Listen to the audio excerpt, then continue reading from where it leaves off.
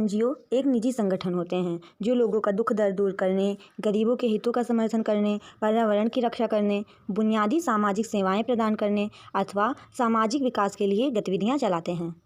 अन्य शब्दों में हम यह कह सकते हैं कि एनजीओ एक गैर लाभकारी संगठन होते हैं जो अपने लाभ के लिए वर्क नहीं करते बल्कि समाज के कल्याण व उत्थान के लिए वर्क करते हैं। फॉर एग्जाम्पल, महिलाओं की सुरक्षा देना, अनाथ गरीब बच्चों को पढ़ाना, वृद्ध लोगों की मदद करना इत्यादि। पहला है नागरिकों की आवाज को अभिव्यक्त देकर लोकतंत्र को मजबूत बनाना। कैसे? जब सरकार कहीं पर वनों को कटवा रही है, वनों की कटाई होगी तो क्या होगा, इससे पर्यावरण प्रदूषण बढ़ जाएगा, जिससे वहां पे जो स्थानीय लोग होंगे वहां के, उनको परेशानियां होंगी, तो वो सरकार का विरोध करेंगे। लेकिन साथ ही साथ जो एनजीओ होते हैं वो भी विरोध करते हैं सरकार का। जो स्थानीय लोग होंगे उनका एनजीओ सपोर्ट करेंगे। मतलब एनजीओ क्या करते हैं, जनमानस की आवाज को न्याय तक ले जाते हैं और उनको न्याय दिलाते हैं। तो यहाँ पर वो कर रहे हैं ना लोकतंत्र को मजबूत। आइए जानते हैं सेकंड पॉइंट। एनजीओ जनता और सरकार के बीच एक महत्वपूर्ण कड़ी के रूप में कार्य करते हैं।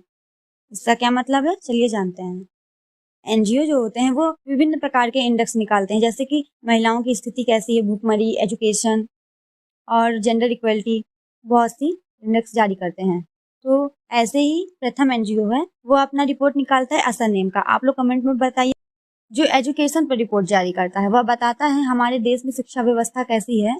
तो जो सरकार होती है वो इन और उस क्षेत्र में जो कमी होगी उसको दूर करने का प्रयास करती है, जिससे सरकार जो होगी शिक्षा व्यवस्था की ओर और सुधार करेगी। उसमें क्या होगा, अच्छे से अच्छा एजुकेशन के लिए सरकार कदम उठाएगी, जो और योजनाएं चलाएगी, जिससे जो हमारे देश के लोग होंगे वो शिक्षित होंगे और लोगों के बीच सामाजिक विषमता भी कम होगी। और जब लोगों के बीच सामाजिक विषमता कम होगी तो हमारे देश का और विकास होगा। चलिए जानते हैं एनजीओ कैसे सरकार पर दबाव बनाते हैं। जो सरकार होती है वो कभी कभी भ्रष्टाचार में लुप्त हो जाती है, तो ऐसे में वह रिपोर्ट क्या करती है, गलत और बढ़ा चढ़ा कर निकाल देती है, जिससे जो एनजीओ होते हैं वो उसी क्षेत्र में डाटा निकालते हैं। अगर डिफरेंट आता है तो जनता को पता चल जाता है कि हाँ, यहाँ ये रिपोर्ट जो है वो गलत है। इससे क्या होता है, एनजीओ का सरकार पर दबाव रहता है, जिससे जो सरकार है वो लोकतांत्रिक तरीके से वर्क करती है, मनमाने ढंग से वर्क नहीं कर सकती। इस प्रकार हम यह कह सकते हैं कि जो एनजीओ होते हैं वो एक प्रेशर ग्रुप होते हैं, मतलब दबाव समूह जो सरकार पर दबाव बनाते हैं।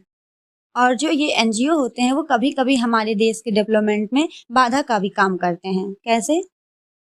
फॉर एग्जाम्पल ले लेते हैं, चार धाम परियोजना के तहत सरकार जब सड़कों का चौड़ीकरण कर रही थी तो ऐसे में एनजीओ ने, मतलब ये बात न्यायालय में लेकर चली गई कि यह सरकार, एनजीओ ने कहा कि जब चौड़ीकरण होगा तो क्या होगा, पेड़ पौधों का कटाव होगा और साथ ही साथ भूस्खलन भी और बढ़ जाएगा, जिससे जलवायु पर इफेक्ट पड़ेगा।